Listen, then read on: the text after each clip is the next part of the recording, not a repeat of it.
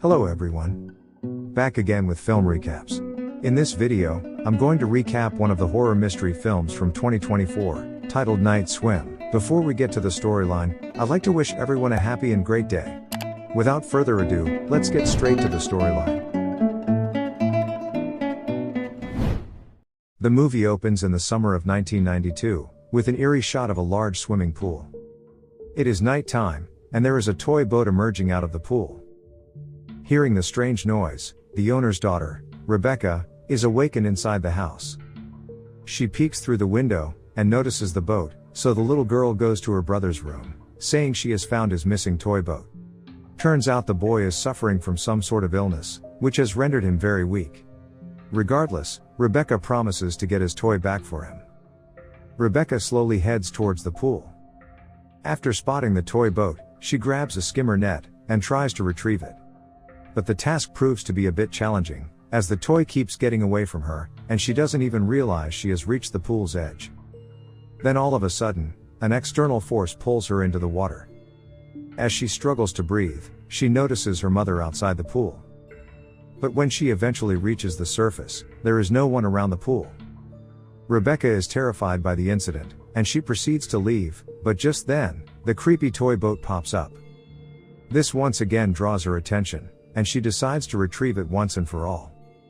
Unfortunately, as she reaches for it,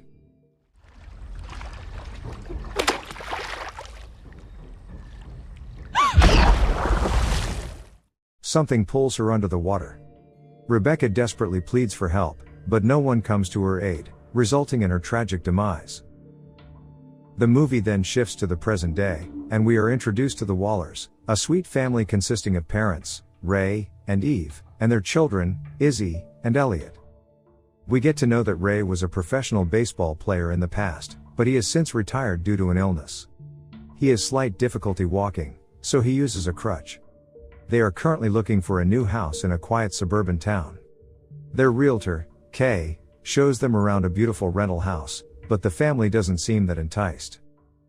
Later, as they are driving around the neighborhood, Ray's eyes fall upon a large house that has been put on sale. So, the Wallers decide to check it out. Kay explains that she knew about this house, but didn't think it would match their requirements. Furthermore, it is not a rental, but completely for sale. She further reveals that the house had only one owner in the last couple of decades. Eve likes the place because it is cheap and spacious. The school where she'll be working is also nearby, which is a plus point for her. Outside, we see Ray gazing over a spacious pool, which is covered at the moment. Ray takes a moment to survey around the pool, and when he spots a baseball above the covers, he decides to retrieve it. But then, he falls into the water. Ray tries to get out, but he gets further entangled in the covers, while he envisions himself making a comeback in professional baseball. Moments later, Ray somehow manages to get out of the pool.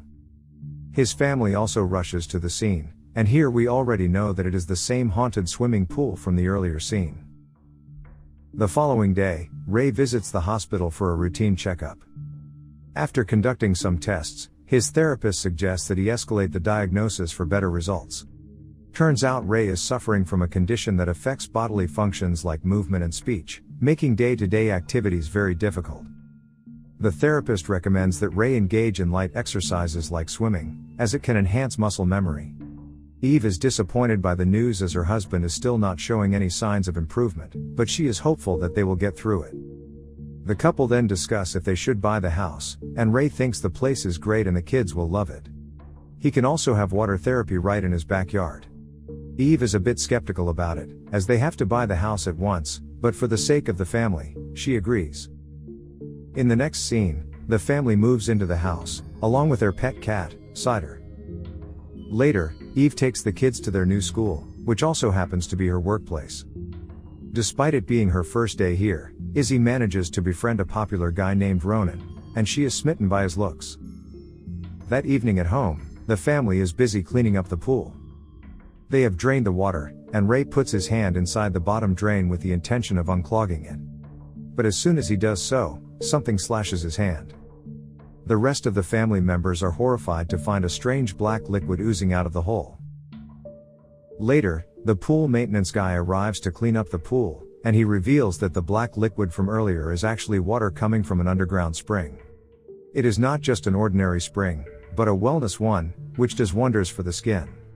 This place also used to have spring pools all around, and Ray feels that the pool might be the best therapy for his illness. After the maintenance guys depart, the family wastes no time, and dives right into the pool. As the mother playfully tosses coins into the pool, the kids manage to fetch them from the bottom. Ray is also enjoying the experience, as he feels less strain on his muscles inside the water. Seeing him happy after so long, Eve is relieved. But that night, her mood quickly changes, as she has to write a massive check to their therapist. To alleviate her mood, Eve decides to take a dip alone. She paddles around the pool and goes underwater, showcasing her exceptional skills. But when she is swimming, Ray, you scared me. She catches a glimpse of her husband standing outside, before he's gone. Suddenly, the lights also start to flicker, prompting her to rush out of the water. Eve then goes inside the house, and finds that everyone else is sleeping. When Ray wakes up, she inquires if he was at the pool, but he says no. This creeps Eve out, and she suggests that they should fix the pool lights tomorrow. Meanwhile, we see Cider chilling by the swimming pool. As she looks at the water intently, the same toy boat from earlier pops up, and it starts moving around the pool on its own. In the morning, the cat goes missing, and her collar is found floating in the pool. Later, Ray opens the bandages from his hand, and shockingly learns that his cut has healed, leaving no scars at all.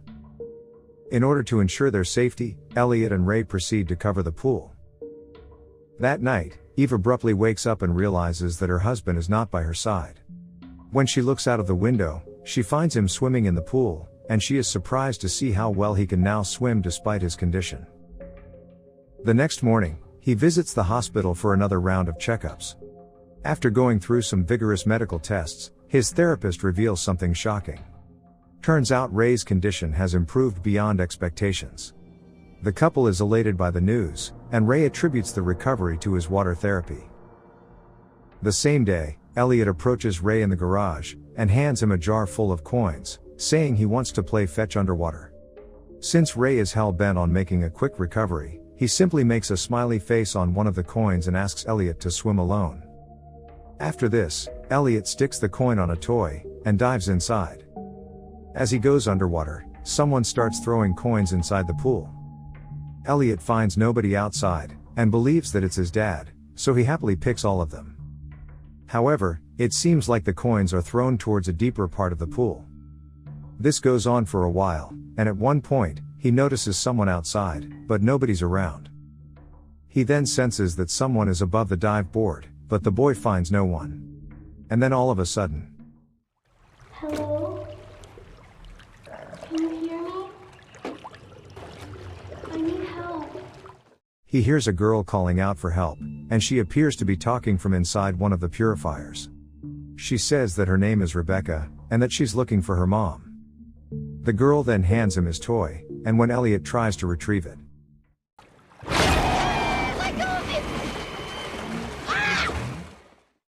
this freaks the boy out, so he tells his mom about the incident, informing her that the girl's name is Rebecca, who was looking for her mom. However, there is no one around as usual, leaving them confused. Later, Ray is informed about the strange occurrence, but he believes that it was just the boy's imagination because he doesn't have any friends yet. To lighten up the mood, he announces that they will have a pool party this weekend, where all the neighbors and friends will be invited. The following day, the entire family goes to Elliot's baseball practice. The boy appears to be scared of batting, because he's the son of a former baseball player, but with everyone's encouragement, he manages to get a solid strike. The sports coach then asks Ray to give it a try, which he accepts. The first attempts, he completely misses, and on the second one, he takes an embarrassing tumble. But on the third attempt, he envisions the swimming pool, which surprisingly slows down time for him. He then strikes the ball so hard that it cracks, and ends up flying to the floodlights. This leaves everyone, including his family, in shock, and they applaud his skills. That night, the parents decide to go on dinner, as Ray has been feeling very healthy now. Once they depart, Izzy takes the opportunity to invite her boyfriend, Ronan. The two jump inside the swimming pool and have a lot of fun. They play Marco Polo, where one has to close their eyes and find the next person by using the words Marco and Polo. When it's Izzy's turn, Ronan decides to play a prank on her. He gets out of the swimming pool, leaving her alone. Suddenly, the lights start flickering, and Izzy starts hearing the word polo coming from nearby. We then see an entity circle around her numerous times, but when Izzy finally opens her eyes, it's gone.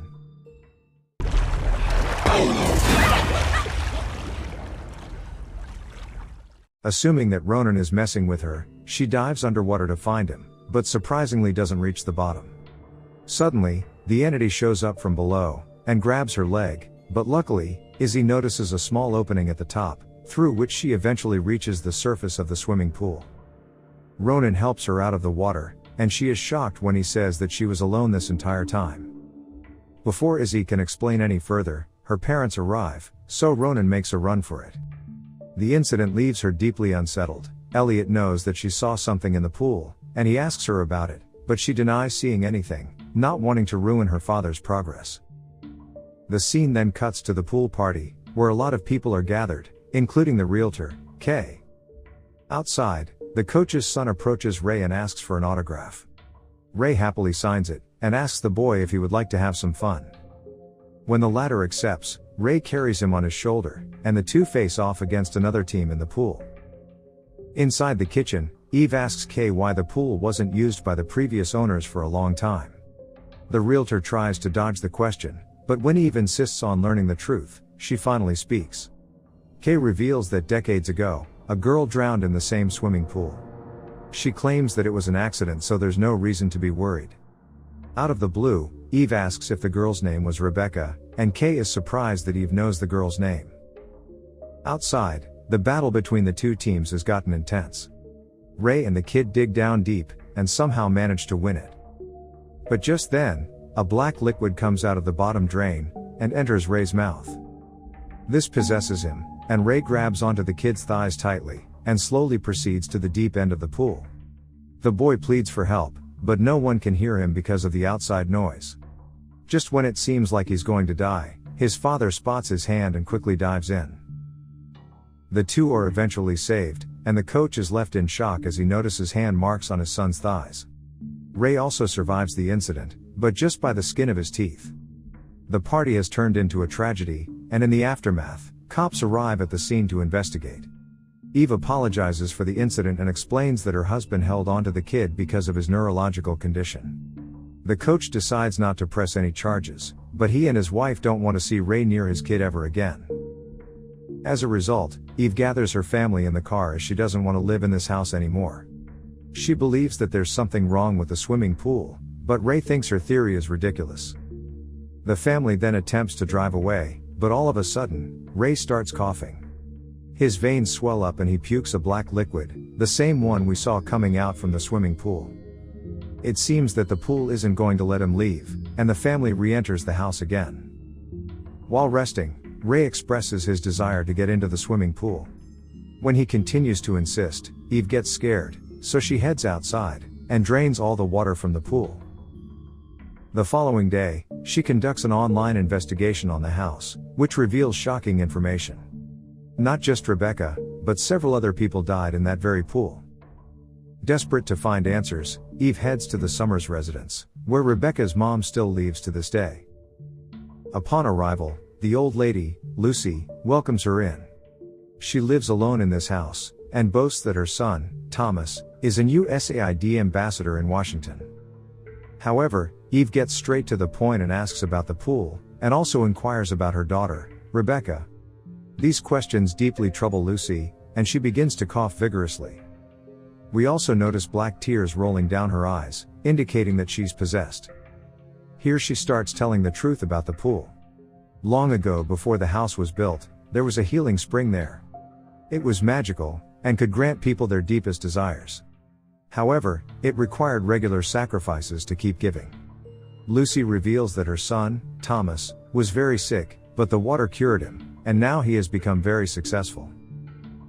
Eve then asks what happened to Rebecca, to which the old woman says that she had to go. In a flashback, we are shown that when Rebecca was drowning, Thomas heard her screams. He attempted to help her, but Lucy locked his door from outside. She did so because she was already possessed by the entity. Lucy tells Eve that she shouldn't worry about her husband, because he's the one who gets the wish. She claims that it'll be worth it, but Eve thinks that this is all ridiculous. She asks the old lady for help in stopping all this madness, but Lucy once again starts coughing, and her entire face is covered with the black liquid. Even the nearby fountain drips with the same substance, and Eve gets scared and she immediately flees the place. Back at the house, Ray is taking a bath when his body is suddenly taken over by the entity. At the same time, Elliot hears his cat, Cider, meowing from the pool, so he goes to find him. We see that the previously drained pool is once again filled with water, and Elliot spots Cider on the inflatable balloon, so he tries to reach out to her. But just like before,